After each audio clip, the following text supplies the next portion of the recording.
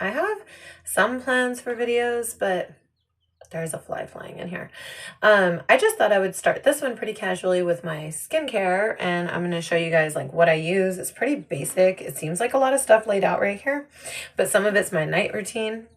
Do you see the fly? Do you see it? How did it get stuck in here? I don't know. And then some of it's my day routine. And yeah, I'm going to show you like in another video, like a little, a little clip. That's what it's called. What I use, how I use it, or what order I use it in. But yeah, I really want to just be real. I'm sick of like curated videos on any platform. So I figured I would come and look at you guys with this face. This face. And yeah, we're going to talk about crafts and what I've done and what I plan on doing. And if it's interesting, stick around. All right, here we go. None of this is sponsored. This is my skincare regimen. I guess the stuff that I use. This is all my night stuff. And this is my day stuff. So I start with washing. Then I usually use the snail stuff, the blue stuff, then the purple stuff, and then the sunscreens. Then at night, washing. And then this purple one and this purple one. And then that one. And that is my regimen. Oh, and then my jade roller, always. So I'm starting with the face wash, and I have this little brush that my daughter gave me for Mother's Day, and I'm just using that to scrub my face clean.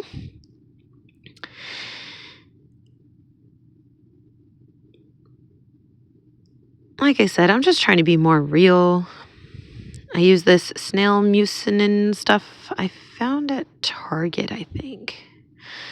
All my skincare gets rubbed into my face, my neck, my chest, and my hands because those are the places you cannot help where you see the aging. And this is my eye cream.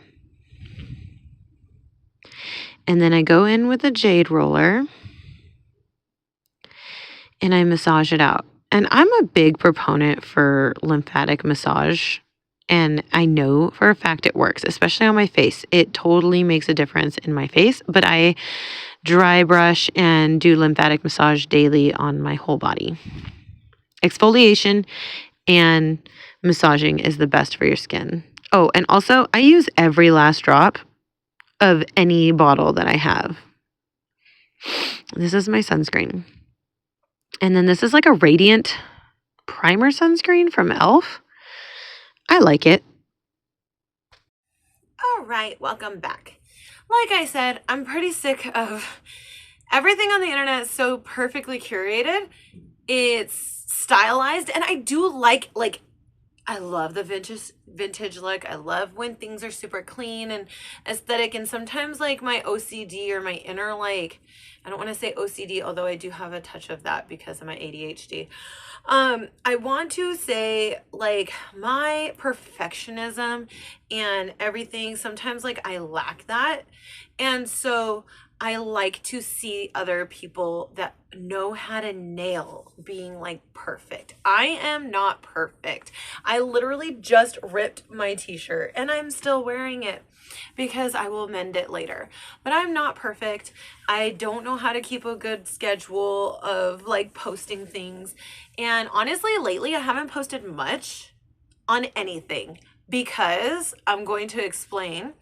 I posted a reel on Instagram and it is going viral. It is the most annoying thing in the world because it is going viral for something that I think is kind of silly.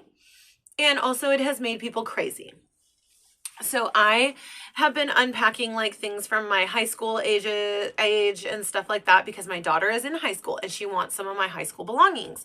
That's perfect. I pulled it down. I made a video of me opening it up, giving her my shoes that are like very, I want to say like rockabilly, but also like punk goth, like they're tucks and they're like Hot Topic platforms, and my Dickies flat bag and covered in pins, all these things. It's an awesome piece of nostalgia and a piece of my childhood that I thought would be cool to share. It is now going viral. People have been in the comments telling me I need to sell my stuff, asking me to sell my stuff, asking me what my Depop is. I don't have a freaking freaking Depop, by the way, asking me, DMing me right away when they see the video and like, I want to buy your stuff. Like, you're a hoarder. If you're not selling your stuff, then what good is the stuff? Like, if it's not going to live a life. And I was like, if you read the caption, it's literally going to go to my daughter, which back in the day, this can start a whole rant. I don't want to rant. I don't want to, but I'm going to rant a little bit. Back in the day, people would hold on to things, package them away, and then give them to their children when they got married or had kids. That is just how things go generationally. This is history. Nowadays, people throw things away, put things in the donation bin, and then buy, constantly buy things. There is enough clothing in each family to probably clothe 3 generations. I know I read that in an article somewhere. I don't want to directly quote it, but it's literally truth and fact. And I know for a fact my closet could clothe quite a few people. My drawers and dressers back here full of clothes. I don't need to shop or sew any longer. I do it as a hobby, which I guess everyone else does too, right? But when we are so programmed from social media to shop, it makes people crazy. They think anything they see online is for sale. A lot of the things I own are one-of-a-kind things because of the fact that I've thrifted them. Even when I was a kid, I have been thrifting. I was a poor child. Everything was thrifted. Everything was hand-me-downs. If I was lucky enough to go shopping at Hot Topic, it was because I saved my money to get those things. Now, not everything is for sale. You don't have to own everything you see online. And some things in life are just meant to be appreciated. So that is my rant on how come I haven't been posting, because I don't feel like anything I've posted since then really even matters. Nobody has liked it. Nobody sees the things that I post because that one video is getting pushed out, but none of my other videos are getting pushed out because none of my other videos are Y2K, goth, aesthetic, whatever they call it. I post about sewing. I post about vintage. I post my outfits of the day. I post about thrift fashion and putting outfits together, outfit building, and just in general, that's kind of like fashion. Alternative is where I'm landing, I think. Pinup. I just don't, I figured, why am I going to post? Why am I going to post if nobody cares right now? They only care about that one video, and all of my DMs and comments are filled with I should sell my stuff. So I've just been bored and sick of it. Secondly, that box reminded me what it was like before social media. It reminded me what it was like when life was better. I'm gonna say it. I sound old. But when we didn't have phones controlling everything we bought, life was better.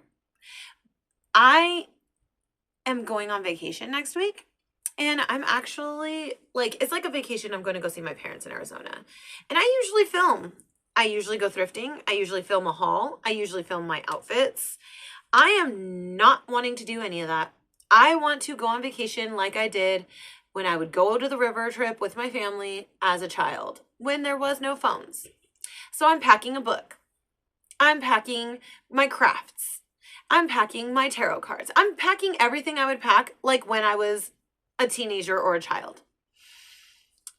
And I'm going to enjoy my time with my family. And I'm going to take real pictures on real cameras. And I'm just going to chill. Don't freaking comment on my pictures. I don't even care. Going viral is freaking mad. I don't know why people want this virality. I don't know. I post because I have joy in the things that I do and the things that I'm into. The things that I create give me pride and joy. And I want to share it so that more people could be inspired to do that. I don't want to be an influencer. If anything, I want to be an anti-influencer. I want to influence you to not be influenced. F the world, live in the real world, live in real life. How about that? Okay, rant over.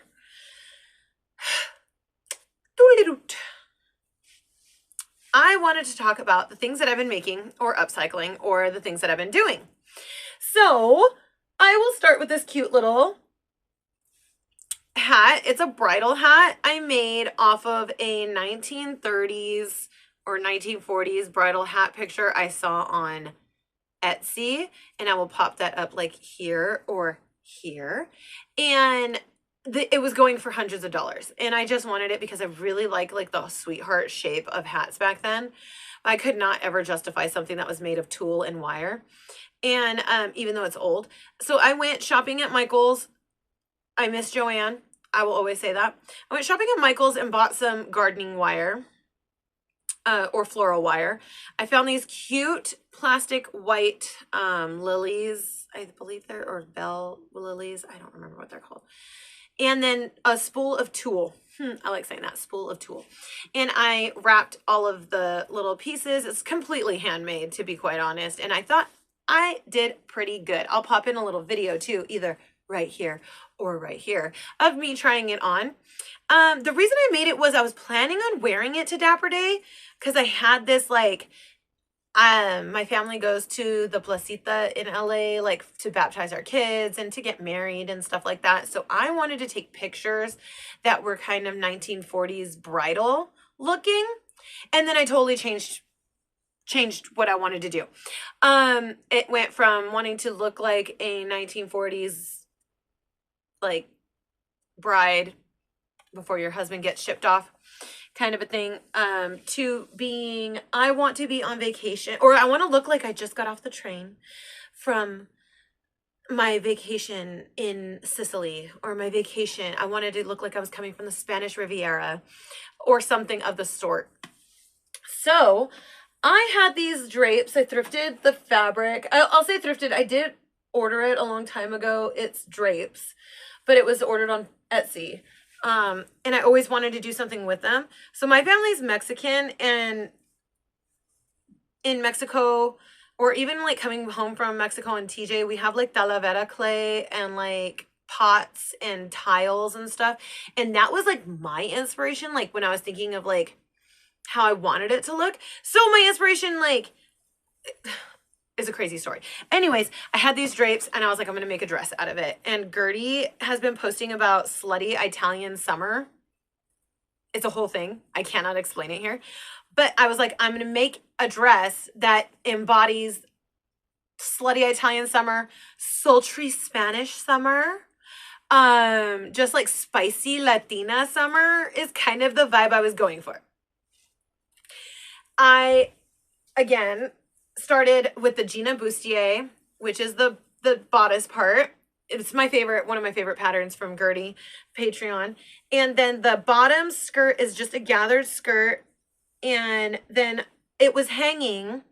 And I just kept looking at the skirt like, it just still looks a little plain. I mean, not plain, but it doesn't get enough of. And then I looked at what fabric I had left, and there was this border. If you could see it, there was this border.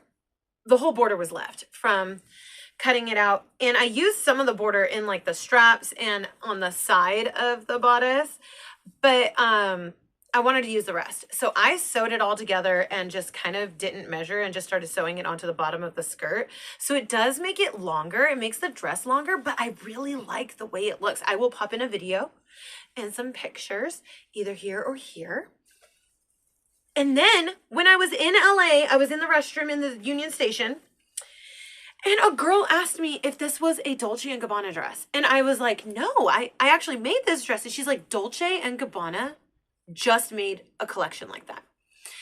When I tell you I didn't know that, I had no idea about this. It just astonishes me and kind of cracks me up that that is true. And then I went online later on that night, and sure enough, they freaking did. They really did. And then, so this is like actually more of a Sicilian Italian from what they were saying, like online. In my mind, I still see like the tequila bottles from Mexico, but it still works. And I love it. And I want to make a dozen more of this because this was linen, and look at the fabric. Like, it's so airy and it's so pretty. I want to make a dozen more of these dresses. I'm not even joking. I'm online looking for linen fabrics that move like this. I'm not joking. Next, because I wanted to look like I just got off the train from a beautiful beach trip in Sicily or something, I've owned this vintage basket purse, wicker rattan, I don't know how to say it. I've owned it forever, but the interior of it was just deteriorated. It was falling apart, shedding, but the original tag was still alive. So I took some of my yellow fabric from my tiki dress that I just made for my pinup contest, and I cut it in lengths that goes across this way and across this way. And I literally just hot glued it into this. You see some of my change, but into it. At first I did the side panels, and then I laid in the larger panel. It's not perfect, no, but I saved the tag and put it on the inside right here so that I can always like have the originality of it, and it's just more functional, and I can actually use it now. It doesn't have to sit in my closet. So that was a fun project as well. Then I've been doing the do you guys do blind boxes? I'm a sucker for blind boxes from like the 90s kids, when we used to put quarters in the little quarter machine and get goodies, or Pokemon cards, or whatever it may be. It was nostalgic back then. So I've been doing them with my daughters. Well, these little chionas, we've been calling them, they're like crybabies. That's what they call them. I have been bedazzling them. You probably can't even like tell in this video, but I've been bedazzling their tears. This one I did her tears. She's so cute. And then this one I did her eyes today and her tears. So I don't know. I've just been, it's little joys, tiny things. I never hate on anybody for the things that they're into.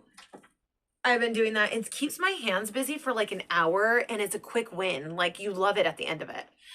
Next, the other night, I had this chunky yarn sitting in my hamper forever, and I was like so sick of it just unraveling, and my daughter gets into it and just makes a bird's nest out of it. And I was like, I'm going to go on my vacation and I'm going to bring a book, but I don't want the book to get ruined. Usually my books get ruined in my purse. And I love paper, so I'm not going to like, I don't have an e-reader or anything like that.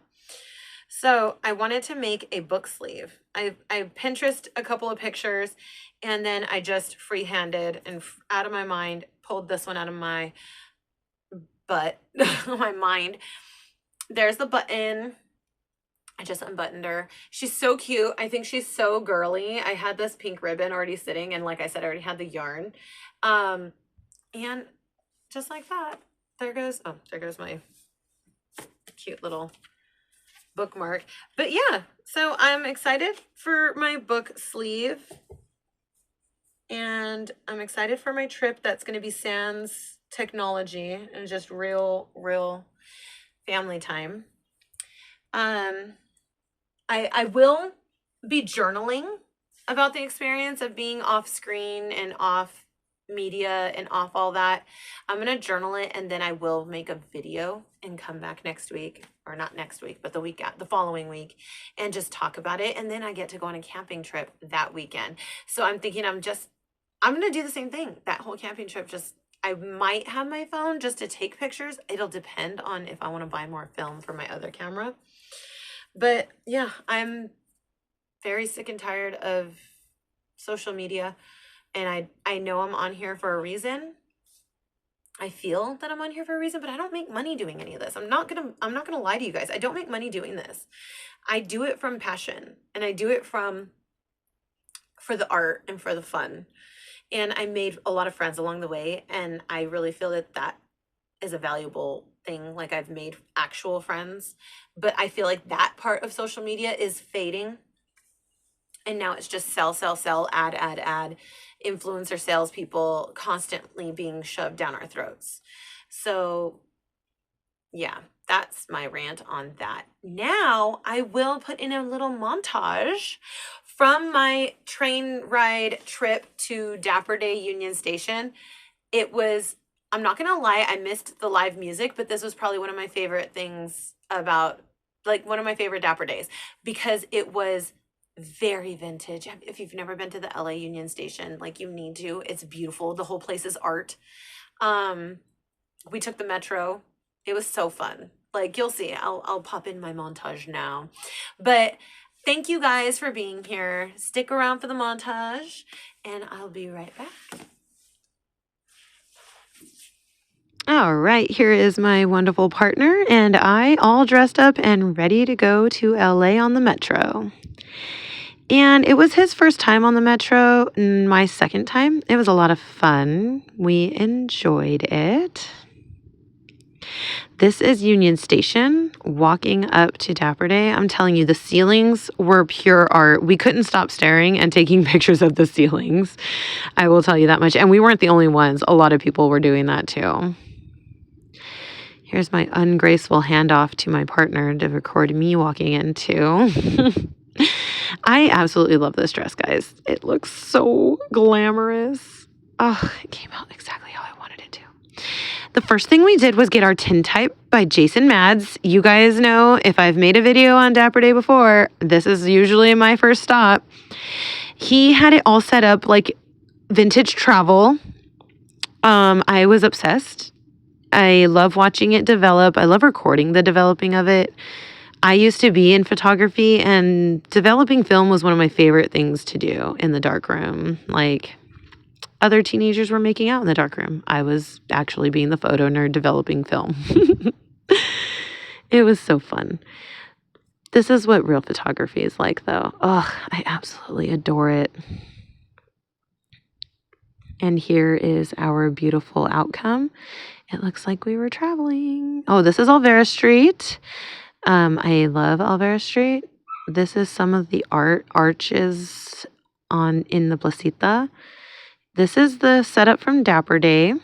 I got the limited edition train pin, and then they gave me a couple extras. Copper Top drew a portrait of me. This little fellow was on Alvera Street on our way to lunch. This is where we had lunch. We go here every time we're in Alvera Street. I got to see a few of my friends, which I absolutely love. And here is Lauren from Copper Top Ink. She's one of my bestest friends. And then there we are taking a mirror selfie. I am obsessed with this collar, guys. This whole booth had amazing garments. And on the train ride back, I had some train candy. And we were relaxing, snoozing. We were the only ones there. Someone took a nap. And then we were home. What did we think? I loved the whole thing. What do you think about the things that I made and the little things that are keeping me busy? What do you think about going no media? Would you try it?